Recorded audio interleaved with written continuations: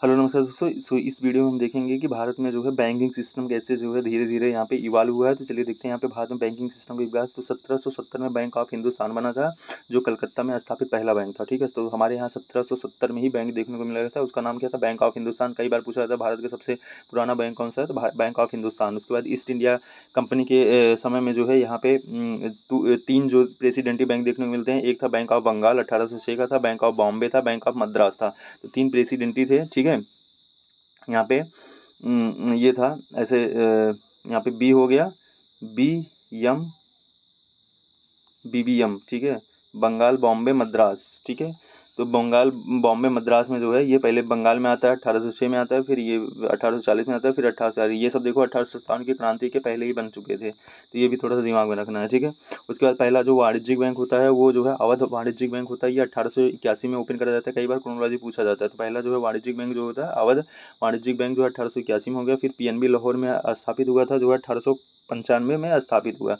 ठीक है, उसके बाद यहाँ पे तीनों जो प्रेसिडेंटी थी, जो अभी ऊपर पढ़ के आ रहे हैं ये वाले, ये bank of Bengal, bank of Bombay, ये तीनों को जो है मर्ज कर दिया था। मर्ज के करके 1991 में जो है प्रेसिडेंटी बैंक को विलय करा जाता है। यहाँ पे इंपीरियल बैंक ऑफ इंडिया बनाया जाता है। ठीक है, और इसी जो है इंपीरियल बैंक ऑफ इंडिया को जो है क्या बनाया जाता है, याद रखना है, जो है स्टेट बैंक ऑफ इंडिया। तो यहाँ पे इसका राष्ट्रीयकरण होता है 1955 में, नाम बदलकर स्टेट बैंक ऑफ इंडिया कर दिया। जो आप एसबीआई देखते हो ना, एसबीआई, तो एसबीआई क्या था, ये इंपीरियल बैंक ऑफ इंडिया था पहले 1921 से लेकर 1955 तक। उसके बाद इसको मर्ज करके स्टेट बैंक ऑफ इंडिया बोला जाता है। फिर यहाँ पे अगर देखें तो 1935 में जो है आरबीआई अधिनियम आता है 1934 के तहत इसको स्थापित करा जाता है। मतलब अधिनियम 1934 में आता है, 35 में इसको स्टैब्लिश करा जाता है। उसके बाद 1991 में भारत सरकार ने बैंकिंग कंपनियों को अधिनियम जो है पारित किया, और जो है आरबीआई को पर्यवेक्षक और नियंत्रणकर्ता बनाया। उसके बाद यहाँ पे जो है 1959 में एसबीआई के 7 सहायक बैंकों का जो है गठन किया गया। उसके बाद 1969 में पहला जो है यहाँ पे 14 बैंकों का राष्ट्रीयकरण किया गया। उसके बाद यहाँ पे 1980 में 6 और बैंकों का राष्ट्रीयकरण किया गया। तो पहले जो है 1969 में करा जाता है, दूसरा जो है 11 साल बाद करा जाता है, तीसरा जो है यहाँ पे है मतलब 1981 जो है पंजाब और सिंध बैंक। ठीक है, लाहौर वाणिज्यिक बैंक के रूप में स्थापित भारत में संचालित हुआ। तो यहाँ पे पंजाब जो सिंध बैंक था पहले इसके पहले हम लोगों ने देखा था पंजाब बैंक यहाँ पे इस्टेब्लिश हो ही चुका था। ठीक है, अब देखो तो यहाँ पे पीएनबी जो है लाहौर 1850 मतलब 95 में स्थापित हुआ था। उसके बाद पंजाब और सिंध बैंक दोनों को मिला के जो है ये 1981 में इस्टेब्लिश हुआ। उसके बाद 2013 में बात करें, पहला जो है भारतीय महिला बैंक मुंबई में स्थापित किया गया था। ये भारत का पहला जो है महिला समर्पित बैंक था, ये भी मुंबई में था, याद रखना। उसके बाद 2017 में जो है एसबीआई और सहायक बैंक और भारतीय महिला बैंक का क्या हो जाता है, विलय हो जाता है। 2017 में 2013 में स्टैब्लिश किया जाता है, 2017 में विलय हो जाता है। तो ये जो है इतना पता होना चाहिए। ठीक है, बैंकों से क्रोनोलॉजी के बारे में पूछते हैं तो एक बार इसको फिर से देख लीजिएगा। 1717 में बैंक ऑफ हिंदुस्तान आता है, कलकत्ता में पहली बार स्थापित किया जाता है। फिर ईस्ट इंडिया कंपनी काल में यहाँ पे थ्री प्रेसिडेंसी बैंक स्थापित किया जाते हैं, bank of Bengal, bank of Bombay, bank of Madras. ठीक है, bank of Bengal, bank of Bombay, bank of Madras. उसके बाद पहला जो वाणिज्यिक बैंक होता है ये अवध वाणिज्यिक बैंक होता है, 1881 का होता है। पीएनबी लाहौर में 1895 में स्थापित होता है। 1921 में 3 प्रेसिडेंटी बैंकों का विलय किया जाता है, इंपीरियल बैंक ऑफ इंडिया यहाँ पे बनता है। उसके बाद जो है यहाँ पे 1935 में जो है आरबीआई आपका आता है 1934 के कानून के तहत। उसके बाद जो है यहाँ पे स्वतंत्रता के बाद देखें 1949 में जो है पहली बार सरकार के बैंक की अधिनियम आती है, जिसे आरबीआई के को पर्यवेक्षक और नियंत्रणकर्ता बनाया जाता है। फिर 1955 में जो है इंपीरियल बैंक ऑफ का राष्ट्रीयकरण होता है, जिसके पहले 1921 में बना था। फिर इसको नाम बदल के जो स्टेट बैंक ऑफ इंडिया पर रखा जाता है।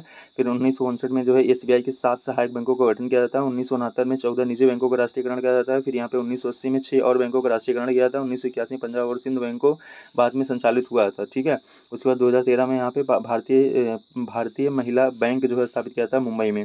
अगेन यहाँ पे जो है यहाँ पे फिर इसको 2017 में इसको मर्ज कर दिया था। फिर यहाँ पे कुछ बात करें तो भारत के कुछ कोष के प्रकार देखते हैं। यहाँ पे भारत का जो है समाकेशी जो होता है, जिसको कंसोलिडेटेड फंड ऑफ इंडिया बोलते हैं, ये आर्टिकल 266 के थ्रू आता है। यहाँ सभी प्राप्तियाँ यहाँ पे जमा होती हैं, सभी भुगतान यहाँ से निकलते हैं। भारत सरकार के सभी कानूनी प्राधिकृत भुगतान इसी कोष से किए जाते हैं। संसद के कानून के अनुसार ये पैसा जो है निकाला जा सकता है, यहाँ पे याद रखना, दैट्स वेरी इंपॉर्टेंट। उसके बाद जो है फिर जो है यहाँ पे पब्लिक अकाउंट ऑफ इंडिया आता है, जिसको हम लोग आर्टिकल 266 के थ्रू ये भी आता है।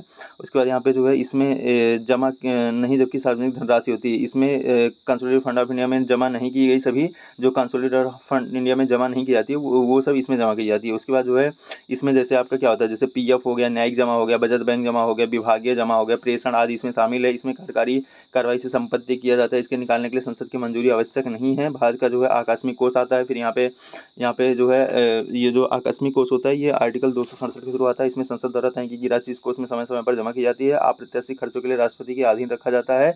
इसे वित्त सचिव राष्ट्रपति की ओर से जारी करता है। इसे कार्यकारी कार्यवाही से संचालित किया जा सकता है, ठीक है, याद रखना। उसके बाद यहाँ पे बात करते हैं राज्यसभा की स्थिति बनाम लोकसभा। अगर लोकसभा की बात करें, लोकसभा की स्थिति, तो यहाँ पे मतलब लोकसभा की समान स्थिति, राज्यसभा की स्थिति कहाँ कहाँ लोकसभा की समान है। तो अगर कोई समान विधि है वहाँ पे दोनों का जो है इक्वलिटी होता है। अगर कोई ऑर्डिनरी बिल है तो दोनों वहाँ पे क्या होता है, इक्वल होते हैं। फिर बात करते हैं यहाँ पे संवैधानिक संशोधन विधेयक का पारित होना। तो यहाँ पे जो है अगर कोई मतलब कॉन्स्टिट्यूशनल अमेंडमेंट एक्ट है तो वो जो है राज्यसभा और जो है आपका लोकसभा दोनों से जो है यहाँ पे गो थ्रू होगा। तो यहाँ पे दोनों की जो है सिमिलरिटी देखने मिलती है। नेक्स्ट आपके यहाँ पे आता है वित्तीय विधेयक। जो वित्तीय जो फाइनेंशियल जो है विधेयक होता है, जो सेकंड होता है, उसमें भी दोनों में यहाँ पे राज्यसभा और लोकसभा में समानता देखने मिलती है। फिर राष्ट्रपति के चुनाव और महाभियोग, ठीक है, राष्ट्रपति के चुनाव और महाभियोग में जो है दोनों में इक्वलिटी देखने मिलती है यहाँ पे राज्यसभा और जो है लोकसभा में। उसके बाद यहाँ पे उपराष्ट्रपति के चुनाव को हटाना केवल राज्यसभा हटाने को शुरुआत कर सकती है, ऐसा होता है, लेकिन जो है दोनों का रोल होता है। अगेन राष्ट्रपति द्वारा अध्यादेश को मंजूरी, अगर राष्ट्रपति ने जो है अध्यादेश को मंजूरी दिया है तो वहाँ पे दोनों को जो है वो करना होगा। आपातकाल की मंजूरी जो है दोनों की सहमति से होती है। लोकसभा के समान आसमान है। उसके बाद यहाँ पे कहाँ कहाँ जो है आसमान स्थित होती है, मतलब कहाँ पे पास लोकसभा के पास ज़्यादा पावर होता है कंपेयर टू राज्यसभा। तो धन विधेयक में केवल राज्यसभा ही प्रस्तुत किया जाता है, सबको पता होता है। राज्यसभा धन विधेयक में संशोधन या स्वीकृति नहीं कर सकती है। वित्त विधेयक फर्स्ट केवल लोकसभा में प्रस्तुत किया जा सकता है, ठीक है। मनी बिल और जो फाइनेंशियल बिल फर्स्ट होता है ये सिर्फ लोकसभा में प्रस्तुत किया जाएगा, जबकि जो फाइनेंशियल बिल सेकंड होता है वो कहीं भी जो है पेश किया जा सकता है। उसके बाद यहाँ पे संयुक्त बैठक की अध्यक्षता जो है स्पीकर ही करते हैं, राज्यसभा का अध्यक्ष नहीं करता है। राज्यसभा बजट पर चर्चा करती है लेकिन अनुमोदन के लिए कोई मांग नहीं कर सकती है। अगेन राष्ट्रीय आपातकालीन समाप्त केवल जो है लोकसभा द्वारा पारित किया जा सकता है। मतलब देखो, जब लगाना तो दोनों पास करेंगे, लेकिन जब खत्म करना है तो सिर्फ जो है लोकसभा करेगी। अगेन आज जो नो कॉन्फिडेंस मोशन होता है वो सिर्फ लोकसभा में किया जा सकता है। अगेन कुछ राज्यसभा के विशेष अधिकार होते हैं, जैसे आर्टिकल 249 के थ्रू राज्यसभा जो है राज्य सूची की विषयों पर कानून बनाने का अधिकार दे सकती है। किसको? लोकसभा को। अगेन यहाँ पे है अनुच्छेद 312 के थ्रू केंद्र एवं राज्य दोनों के लिए सर्वाधिकृत भारत सेवा का निर्माण करने का आदेश दे सकती है, ठीक है। तो ये याद रखना, इस प्रकार से जो है ये आपको पता होना चाहिए, ठीक है। इतना था, that was very important. Thank you.